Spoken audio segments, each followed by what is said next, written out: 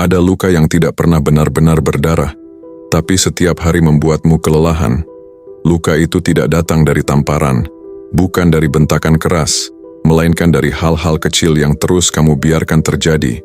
Kata yang diremehkan, sikap yang diabaikan, kehadiranmu yang dianggap biasa saja. Kamu bilang pada dirimu sendiri, "Tidak apa-apa. Dia memang seperti itu. Aku harus lebih mengerti." Dan disitulah semuanya mulai runtuh. Video ini bukan tentang mereka, bukan tentang orang yang pergi, bukan tentang orang yang berubah, bukan pula tentang orang yang tidak pernah memilihmu sepenuhnya. Video ini tentang satu kesalahan psikologis yang terlihat sepele, tapi perlahan mengikis harga dirimu dari dalam. Kesalahan yang membuatmu terus memaafkan, meski hatimu belum pulih, terus bertahan, meski jiwamu sudah lelah, terus memberi, meski kamu sendiri kosong. Tanpa sadar, kamu belajar mencintai dengan cara menyakiti diri sendiri. Kamu mulai percaya bahwa jika kamu lebih sabar, mereka akan berubah. Jika kamu lebih mengerti, kamu akan dihargai. Jika kamu diam, semuanya akan membaik. Padahal yang sebenarnya terjadi, kamu sedang mengajarkan orang lain bahwa perasaanmu bisa diabaikan. Dan itu bukan karena kamu lemah, justru karena kamu terlalu kuat, terlalu tulus, terlalu ingin semuanya baik-baik saja. Dalam video ini, kita akan membongkar mengapa orang baik sering jadi yang paling terluka. Mengapa kamu merasa bersalah bahkan saat kamu disakiti. Mengapa kamu sulit melepaskan orang yang jelas-jelas tidak menjagamu. Dan mengapa rasa sakit itu tidak pernah benar-benar hilang, hanya berubah bentuk. Kamu mungkin tidak menangis saat menonton video ini, tapi ada kemungkinan kamu akan terdiam lama setelahnya. Karena kamu akan sadar, selama ini kamu tidak hancur oleh perlakuan mereka, melainkan oleh keputusanmu untuk terus mengabaikan dirimu sendiri. Ini bukan ajakan untuk membenci, bukan untuk dendam, bukan untuk membalas. Ini tentang berhenti mengorbankan hatimu demi orang yang tidak pernah benar-benar menjaganya.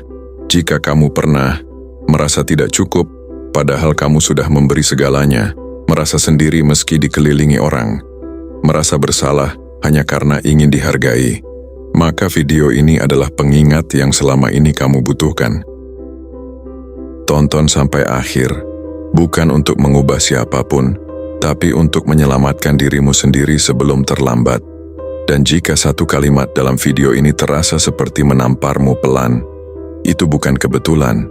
Itu adalah bagian dari dirimu yang selama ini kamu abaikan, akhirnya didengar. Tulis di kolom komentar, apa kesalahan yang paling sering aku lakukan pada perasaanku sendiri?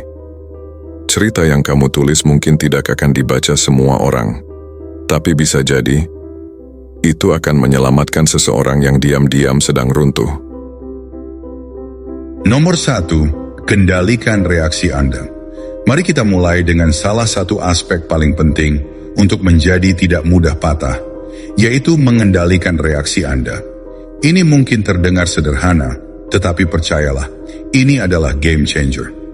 Ketika Anda menguasai seni mengendalikan reaksi Anda tidak hanya melindungi kedamaian batin Anda, tetapi Anda juga membuat orang lain melihat nilai sejati Anda. Mereka mulai menyadari bahwa Anda bukan seseorang yang mudah terguncang, dan itu sangat kuat. Bayangkan ini, Anda berada dalam hubungan di mana banyak hal yang sulit akhir-akhir ini. Pasangan Anda telah menarik diri, dan itu menghancurkan Anda. Setiap kali mereka mengabaikan panggilan Anda atau tampak jauh, Anda merasakan dorongan untuk menghadapi mereka, untuk menuntut jawaban. Tetapi begini masalahnya, bereaksi karena putus asa hanya akan menjauhkan mereka. Itu menunjukkan kepada mereka bahwa Anda kehilangan kendali. Dan dalam pikiran mereka, itu mungkin membenarkan perilaku mereka. Tetapi bagaimana jika Anda membalik naskah? Bagaimana jika alih-alih bereaksi secara impulsif, Anda mengambil langkah mundur, tetap tenang, dan fokus pada kesejahteraan Anda sendiri? Ketika Anda mengendalikan reaksi Anda dalam situasi seperti ini, Anda mengirimkan pesan yang kuat. Anda bukan seseorang yang mudah terguncang. Seperti yang dikatakan filsuf Stoik Epictetus, itu bukan apa yang terjadi padamu, tetapi bagaimana kamu bereaksi terhadapnya yang penting.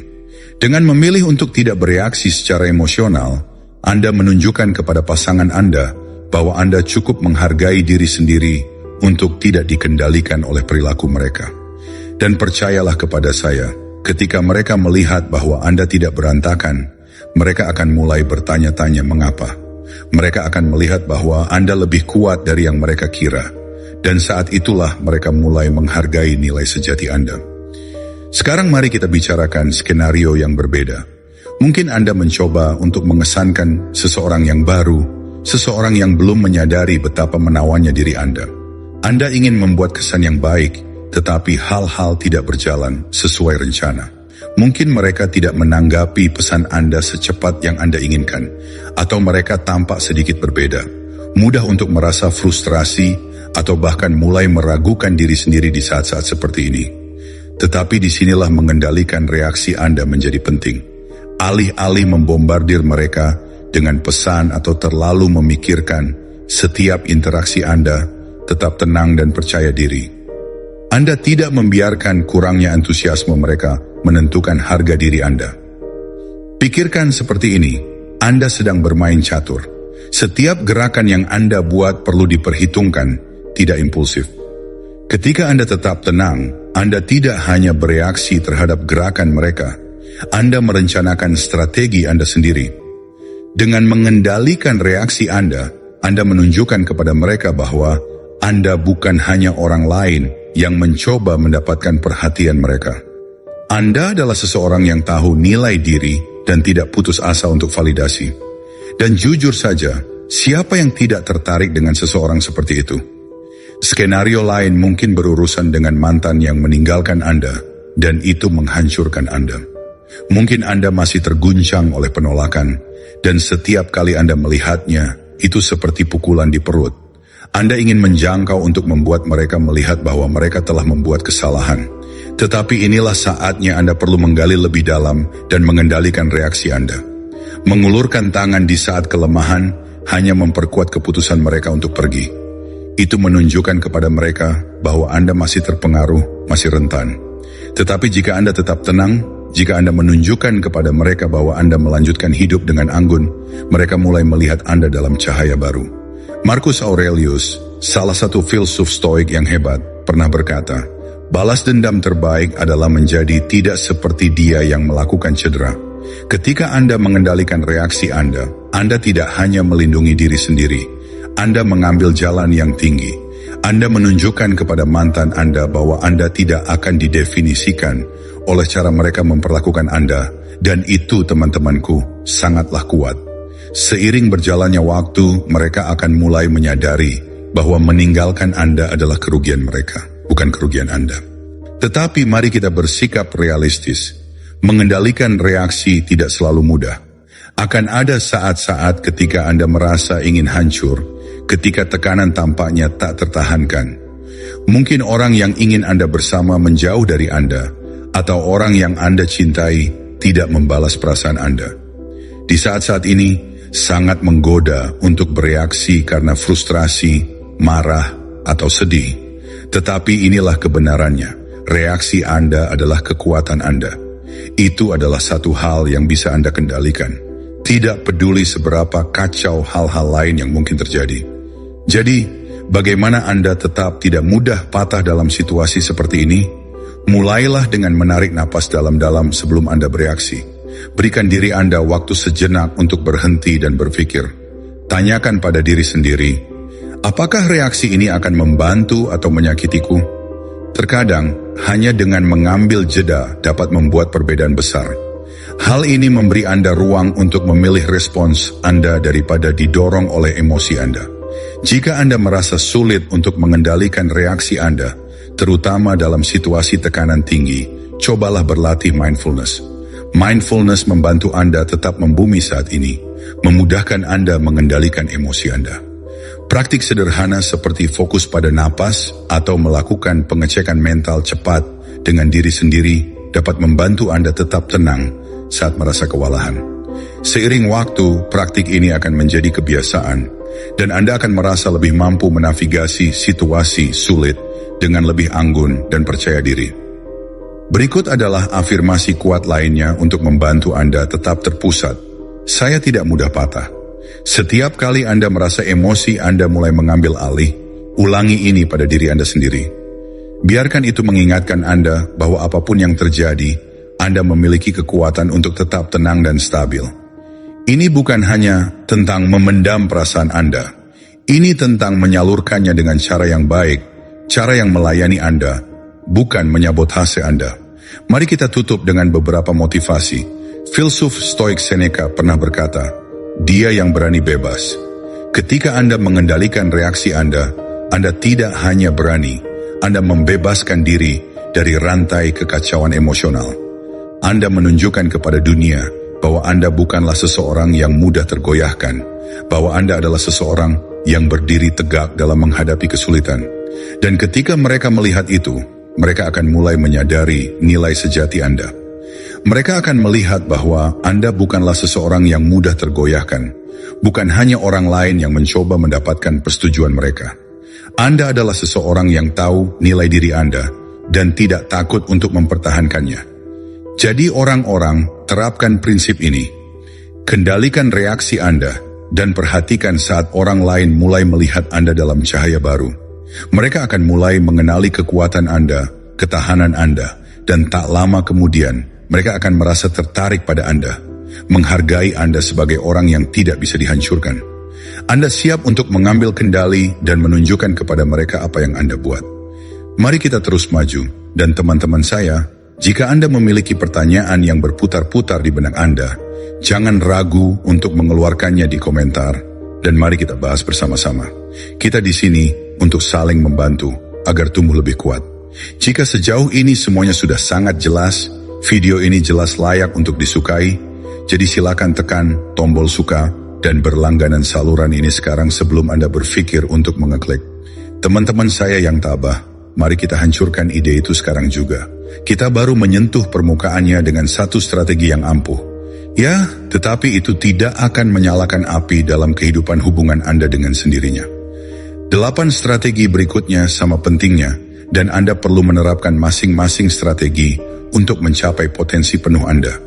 Jadi tetaplah bersama saya, tetaplah tabah, dan mari kita lihat ini sampai akhir. Nomor 2, kendalikan narasi. Mari kita selami strategi kuat berikutnya yang akan membuat Anda tak terpecahkan.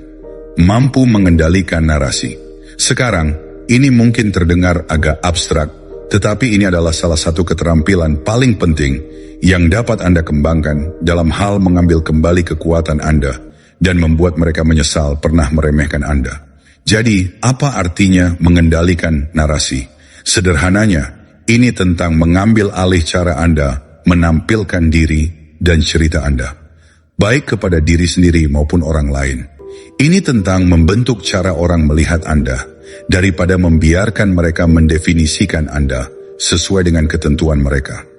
Ketika Anda mengendalikan narasi, Anda memutuskan bagian mana dari kehidupan dan kepribadian Anda yang disorot, dan Anda membingkai pengalaman Anda dengan cara yang memberdayakan Anda, bukan melemahkan Anda. Bayangkan hal ini, Anda telah berada dalam hubungan di mana pasangan Anda tidak menghargai Anda, bahkan mungkin menganggap Anda remeh. Mereka telah membuat narasi di mana Anda adalah orang yang selalu tersedia, selalu akomodatif, dan mungkin bahkan sedikit terlalu bersemangat untuk menyenangkan. Tetapi bagaimana jika Anda membalik narasi itu?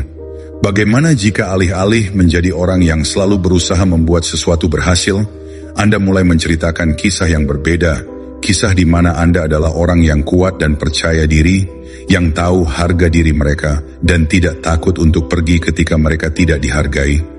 Inilah hal yang dipercaya orang-orang tentang kisah yang Anda ceritakan kepada mereka. Jika Anda bertindak seperti orang yang mudah diperintah, maka mereka akan melihat Anda seperti itu. Tetapi jika Anda mulai menampilkan diri Anda sebagai seseorang yang memegang kendali, yang tahu persis apa yang mereka bawa ke meja, dan yang tidak akan menerima kurang dari yang seharusnya mereka terima, itulah narasi yang akan mulai mereka terima. Dan percayalah kepada saya, ketika mereka melihat bahwa Anda tidak lagi memainkan peran yang mereka berikan kepada Anda, Mereka akan mulai menyesal tidak menghargai Anda ketika mereka punya kesempatan. Mari kita letakkan ini dalam skenario kehidupan nyata. Bayangkan Anda baru saja keluar dari hubungan di mana mantan Anda menggambarkan Anda sebagai orang yang membutuhkan, satu orang yang selalu mengejar mereka. Sekarang Anda punya dua pilihan. Anda bisa menerima narasi itu dan terus merasa Anda tidak cukup, atau Anda bisa mengendalikan narasi itu dan mendefinisikan ulang diri Anda. Anda mulai fokus pada pertumbuhan Anda sendiri, kebahagiaan Anda sendiri, dan Anda mulai menampilkan diri Anda sebagai seseorang yang berkembang, bukan karena mereka, tetapi terlepas dari mereka. Ketika mantan Anda melihat ini, mereka tidak hanya akan terkejut, mereka akan mulai menyesal tidak melihat nilai Anda lebih cepat.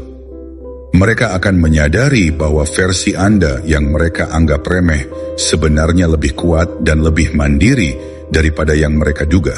Sekarang mengendalikan narasi tidak berarti Anda berpura-pura menjadi seseorang yang bukan diri Anda sendiri. Ini tentang menekankan bagian-bagian diri Anda yang mencerminkan kekuatan dan ketahanan sejati Anda. Ini tentang menulis ulang cerita Anda dengan cara yang sesuai untuk Anda, daripada membiarkan orang lain menuliskannya untuk Anda. Anggaplah diri Anda sebagai penulis kehidupan Anda sendiri. Mengapa Anda membiarkan orang lain mendikte cerita Anda?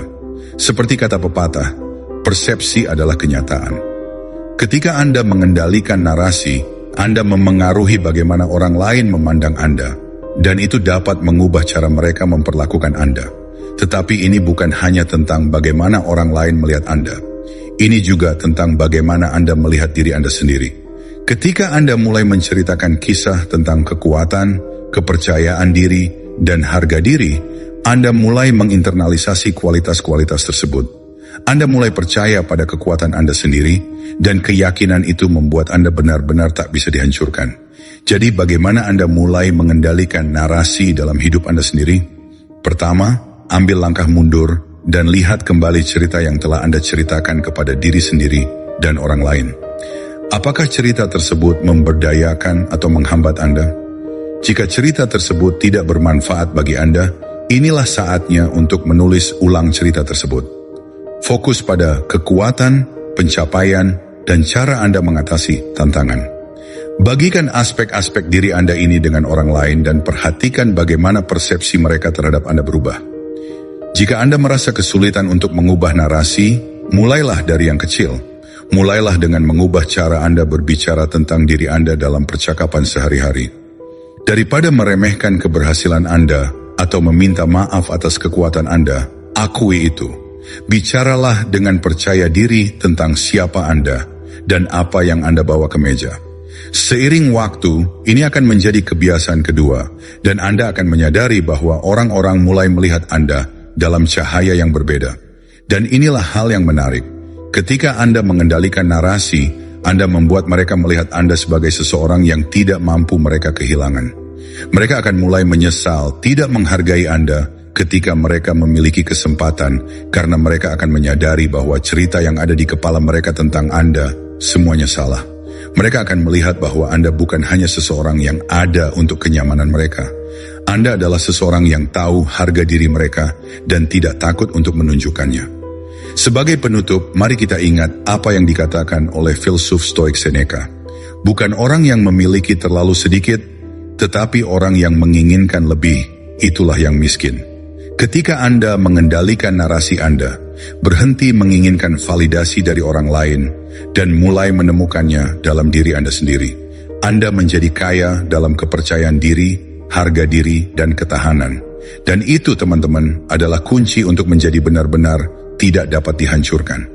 Jadi, orang-orang, kendalikan narasi Anda, tulis ulang cerita Anda dengan cara yang berutang kepada Anda, dan buat mereka melihat betapa berharganya Anda. Dan jangan lupa untuk menegaskan, cukup katakan, saya menulis cerita saya sendiri. Nyatakan dengan lantang, teman-teman, dan silakan lanjutkan dan tulis di komentar untuk memberitahu saya bahwa Anda mengikuti dan siap menunjukkan kepada mereka apa yang telah mereka lewatkan. Mari kita lanjutkan ke nomor 3, tunda kepuasan.